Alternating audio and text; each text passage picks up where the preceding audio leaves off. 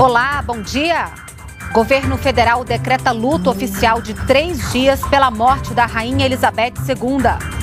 Ministério da Saúde alerta para crescimento da dengue, mesmo fora da temporada de chuvas.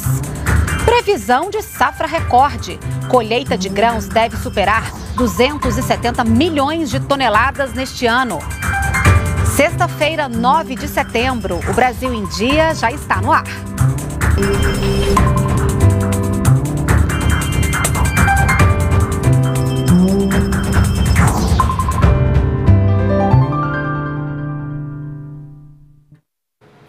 8 horas da manhã, nós estamos ao vivo também pelas redes sociais. A Rainha Elizabeth II morreu nesta quinta-feira aos 96 anos. A monarca reinou por 7 décadas, o reinado mais longo da história do Reino Unido. Aqui no Brasil, o presidente da República e autoridades se manifestaram sobre a morte da rainha. O governo federal decretou luto oficial de 3 dias. A rainha faleceu no castelo de Balmoral, na Escócia. Aqui no Brasil, o presidente Jair Bolsonaro decretou luto oficial por 3 dias em sinal de pesar. Nas redes sociais, Jair Bolsonaro lamentou a morte da rainha Elizabeth e destacou a monarca como inspiração de humildade. Em nota, o Itamaraty descreveu Elizabeth II como um símbolo de estabilidade para o mundo. O ministro das Comunicações, Fábio Faria, também se pronunciou na rede social e disse que a monarca foi uma líder que serviu de exemplo para todo o mundo. Já o ministro de Minas e Energia, Adolfo Saxida, lembrou que em seu reinado, Elizabeth atravessou guerras e crises mundiais. Além de servir como rainha do Reino Unido, Elizabeth II foi chefe de Estado de outras 14 nações independentes, entre elas Austrália, Nova Zelândia, Canadá e Jamaica. A rainha nasceu em 21 de abril de 1926 e em 2 de junho de 1953, aos 26 anos, foi coroada rainha do Reino Unido. O Ministério da Saúde alerta sobre os cuidados para evitar a proliferação do mosquito Aedes aegypti. Mesmo em época de seca, houve crescimento da dengue no país nas últimas semanas. Foram registrados mais de 1.320.000 casos, com 831 mortes. Nessa época do ano, grande parte do país convive com a estiagem. Em Brasília, por exemplo, não chove há mais de 120 dias. Mesmo assim, aqui na capital e em outros estados, cresce o número de casos de dengue, doença associada às chuvas. Segundo o Ministério da Saúde, o Distrito Federal apresenta o maior número de casos. Depois vem Goiânia, em Goiás, Joinville, em Santa Catarina e Araraquara, em São Paulo. A dengue é transmitida pela picada da fêmea do mosquito Aedes aegypti. O inseto se reproduz na água parada. A ocorrência do vírus em períodos de seca acendeu o sinal vermelho nos setores de saúde pública e foi dado o alerta. É preciso manter os cuidados mesmo quando não há chuvas. Foi constatado que os ovos do mosquito podem sobreviver até mais de 1 ano. Esse ambiente seco pode estar propiciando, um acúmulo de água por parte da população, por exemplo. E aí, nesse ponto que se acumula água, a fêmea pode colocar os ovos. A ação principal é evitar que o mosquito nasça e eu não tenha uma população que possa manter a transmissão de doenças naquela região. Febre, dor de cabeça, dor no corpo, mal-estar. Vários sintomas da Covid-19 e da dengue são parecidos, mas segundo os especialistas, a dengue costuma acrescentar a esses sintomas dores no abdômen, náusea e vômito. Já a Covid-19 traz coriza e tosse, mas para evitar dúvidas, o Ministério da Saúde recomenda a realização dos testes nos pacientes. Foi o que ocorreu com Aleph. Ele teve dengue em março deste ano e recebeu o tratamento adequado após o diagnóstico. Muita dor no corpo, dor no olho, absurda, sem disposição para nada. Muito importante levar em consideração é a hidratação nos casos de dengue. Pessoas bem hidratadas, monitorando adequadamente a sua situação para que não venham a agravar e vir a óbito. Mais tecnologia para reforçar a fiscalização de pescadores. A nova versão da Carteira do Pescador conta com um QR Code dinâmico para confirmar a autenticidade das licenças. Um hobby que virou profissão. A paixão de Mauro pela pesca desde os 17 anos o transformou num especialista no assunto. Todo o seu conhecimento virou um negócio rentável e hoje dá dicas para os iniciantes que querem se aventurar na pesca esportiva. É um equipamento mais leve, quanto mais leve melhor, para dar chance para o peixe, para que a pesca fique mais emocionante. O Brasil tem hoje mais de 9 milhões de pescadores esportivos preocupados com a preservação do meio ambiente. O peixe capturado é sempre devolvido. Esse tipo de atividade movimenta por ano cerca de 3 bilhões de reais. E de olho nessa atividade que cresce cada vez mais no país, a carteirinha do pescador foi modernizada. A emissão do documento ficou mais ágil. O pedido pode ser feito online e pago por Pix. A principal novidade é que agora as novas carteiras de pescador amador ou esportivo têm um QR Code. A medida permite que a autenticidade do documento seja confirmada mesmo em lugares sem internet. É possível verificar a autenticidade dos documentos, trazendo segurança para você, usuário, e também para os agentes de fiscalização. Desde maio, o governo federal emitiu mais de 70 mil licenças com a nova versão.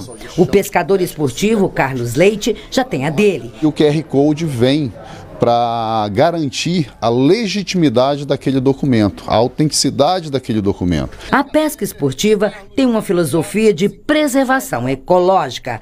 Mesmo quando você consegue um peixão, ele é devolvido. Peixe bom é peixe vivo, é peixe na água.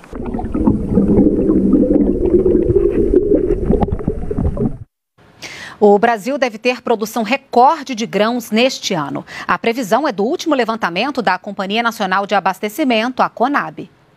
Devem ser produzidos mais de 271 milhões de toneladas de grãos.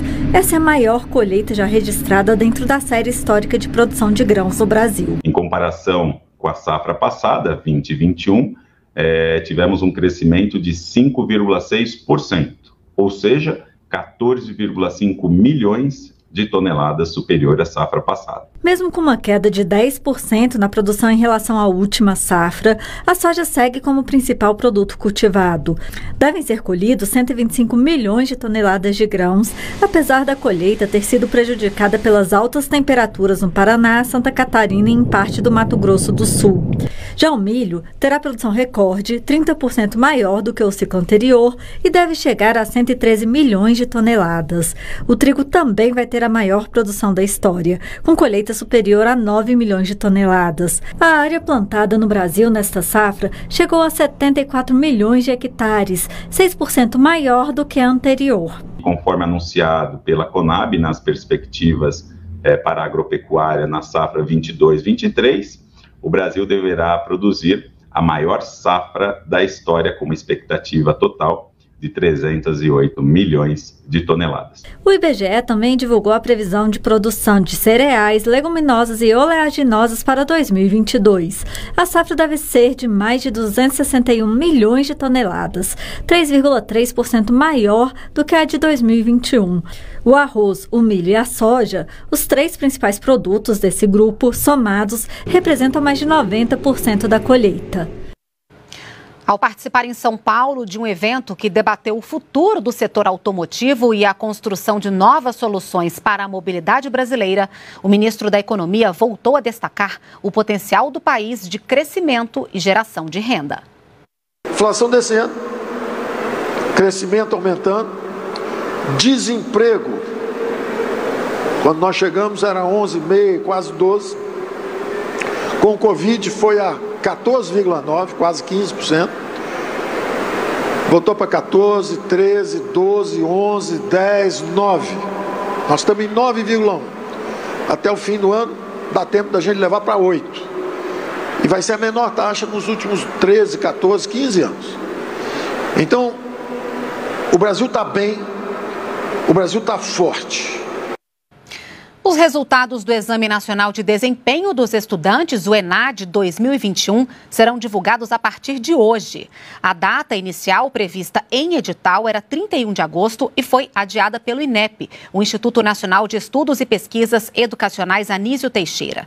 Os resultados das instituições de ensino vão ficar disponíveis no site do INEP e também no Diário Oficial da União. Já as notas individuais poderão ser acessadas com login e senha pelos próprios candidatos. O secretário especial de Comunicação Social foi o entrevistado desta quinta-feira do programa de rádio A Voz do Brasil. André Costa fez um balanço das comemorações dos 200 anos da independência do Brasil. Nós tivemos manifestações cívicas, ou seja, os desfiles cívicos em várias cidades, capitais como no Rio de Janeiro, São Paulo e aqui no Distrito Federal, reuniram aí, você disse milhares, mas eu vou dizer milhões de brasileiros, patriotas, que voltando às ruas depois de 2 anos sem desfile, puderam manifestar todo o seu patriotismo, todo o seu amor pela nossa pátria. A simbologia do 7 de setembro ela é muito forte para nós, brasileiros, porque, vamos dizer assim, é o nascimento do Brasil como nação independente, onde se pode reafirmar os nossos valores, onde a gente ganha uma bandeira para poder simbolizar a todo o nosso povo, todo o nosso território. E conhecer a nossa história faz com que desperte no interior de cada um de nós, nas nossas emoções, essa valorização por todos aqueles que deram a sua vida, derramaram o seu suor no nosso país, para que hoje nós pudéssemos ser esse povo maravilhoso que nós somos. O Brasil é o 3º maior produtor de cerveja do mundo, atrás apenas dos Estados Unidos e da China. O cartilhão de bebidas, lançado pelo Ministério da Agricultura, Pecuária e Abastecimento, consolida as normas relacionadas a esse produto tão apreciado pelo brasileiro. A Álida e o Bruno abriram uma cervejaria em 2014 no Rio de Janeiro e encaram os desafios de serem microcervejeiros. A gente vê muitas cervejarias surgindo e de vez em quando as cervejarias praticam os preços que são inviáveis para a gente. Em 8 anos de negócio, eles chegaram a criar 200 tipos de cerveja diferente. A gente gosta de apresentar experimentos. Então, antes da gente lançar um produto, a gente testa ele bastante. Do ano 2000 até 2021, o número de estabelecimentos registrados no país pulou de 40 para 1.549, um aumento de mais de 3.600%. Só no ano passado, o setor cresceu 12%. 200 novos estabelecimentos foram registrados. Esse produto de qualidade começaram a ser produzidos aqui no Brasil, ganhando muitos prêmios internacionais, inclusive. Então hoje você não precisa de uma cerveja importada para experimentar um produto de qualidade, um produto diferente, um produto que utiliza uma fruta ou um tipo de formulação diferente daquelas que nós temos comumente aqui.